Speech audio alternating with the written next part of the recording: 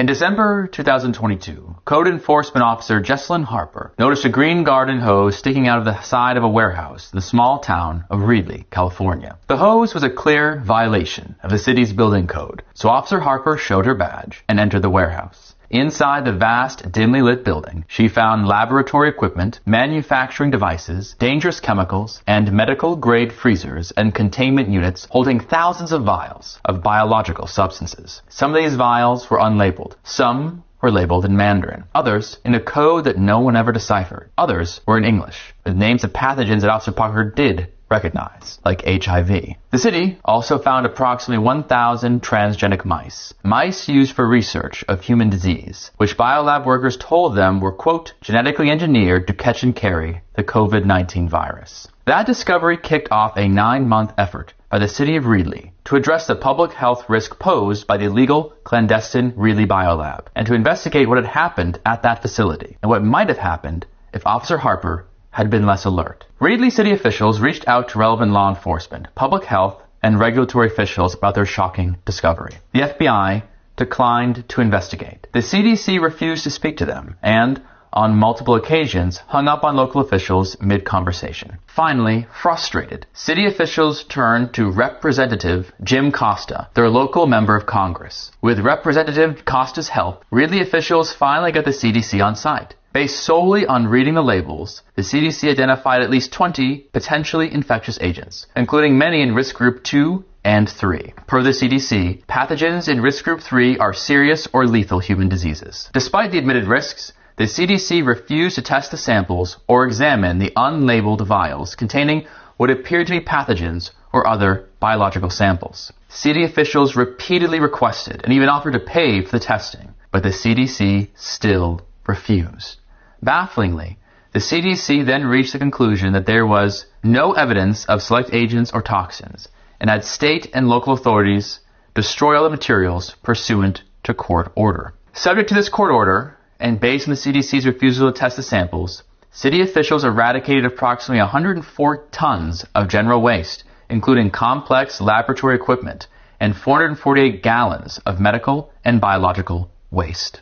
Along the way, local officials who had previously not thoroughly investigated several of the freezers for fear of encountering a dangerous pathogen made a shocking discovery. A freezer labeled Ebola, filled with sealed silver bags consistent with how the Reedley Biolab operator stored sensitive biological materials. Ebola has a 25 to 90% lethality rate. The CDC did not find this freezer in its search. When confronted with this fact over email, in the absence of Ebola noted in its report, the CDC still said it was not a concern unless the packages themselves were labeled Ebola and would not merit testing before destruction of the evidence. No one will ever know how many answers were destroyed based on the CDC's inaction. As the city remediated the illegal lab's public health risks, the Select Committee, at the direction of Speaker McCarthy and Congressman Jim Costa, worked with Reedley city officials and issued a subpoena that would allow local officials to provide Congress with documents and evidence. Our investigation revealed a complex connection between the Reedley Biolab's owner and founder, Jiabei Jesse Zhu, and the government of the People's Republic of China. Zhu previously stole millions of dollars of American intellectual property to directly benefit PRC-affiliated companies, actions that,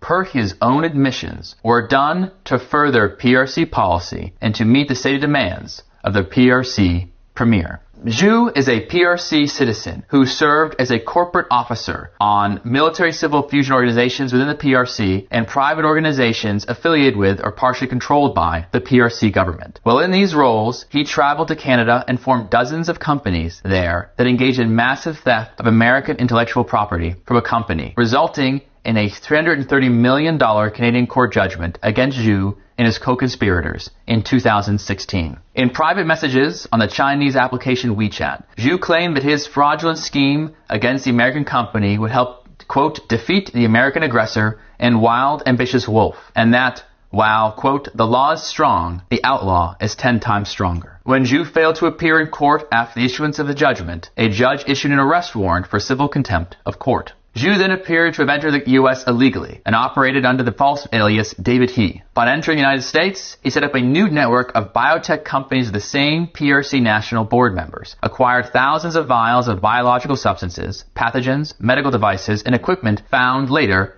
at the clandestine biolab site in Reedley. To incorporate and administer many of these companies, Zhu turned to an accountant tied to entities associated with the CCP's United Front Work Department. Meanwhile, under the auspices of these companies, Zhu purchased cheap or counterfeit test kits for COVID tests, pregnancy, ovulation, and nutritional deficiencies from the PRC, resold them to Americans as made in USA at a steep markup. None of these relatively straightforward fraudulent activities required the medical equipment, transgenic mice, pathogens, or other biological substances found at the biolab. And keeping these materials were extremely expensive, requiring large warehouses and specialized equipment, including medical-grade freezers, to maintain. Meanwhile, while Zhu was inexplicably spending a small fortune on an unlicensed and illegal biolab facility, he was also receiving large, unexplained money transfers from PRC bank accounts. More than $2 million of various transfers over a few years. These payments also cannot be explained by his fraudulent scheme, which required Zhu to pay money to suppliers in China to obtain the counterfeit test kits he fraudulently resold to Americans.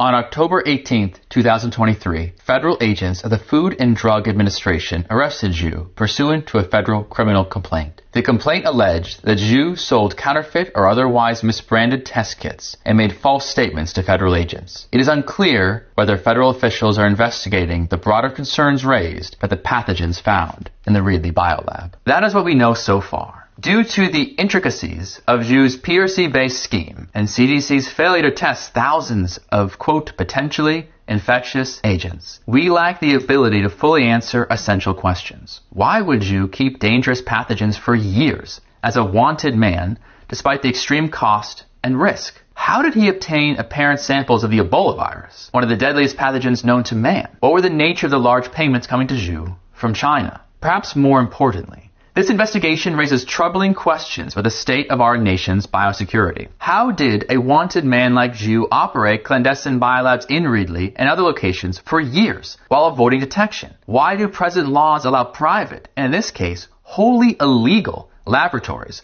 like the one in Reedley to purchase deadly pathogens from American laboratories without scrutiny? How did the CDC and the federal government so fundamentally fail this local community? Why did the CDC refuse to test the pathogens before their court-ordered destruction? The investigation into Reedley Biolab shows that competent and driven local public servants like Jessalyn Harper and City Manager Nicole Ziba can do great things in the service of their community. It also shows, however, that our nation is fundamentally vulnerable to pathogenic risk. The investigation has revealed that there are no safeguards, no tripwires, no monitoring, the acquisition of deadly pathogens and materials that could clearly be used for extraordinarily dangerous bioweapon research here on American soil. This must change. Everyday Americans hearing this news will ask an entirely reasonable question. How many other clandestine laboratories exist in the United States? What disturbs the Select Committee is not necessarily that it does not know the answer to this question. It is that no one does. Due to deep institutional failures and a lack of basic safeguards, our nation lacks essential biosecurity out of a moment of competition with the Chinese Communist Party when we need it most. It is the goal of the Select Committee, on a bipartisan basis and in coordination with other committees of jurisdiction, to address this fundamental gap in our biosecurity and ensure that something like the Reedley Biolab never happens again. That is the outcome that America deserves. That is the outcome that we will achieve.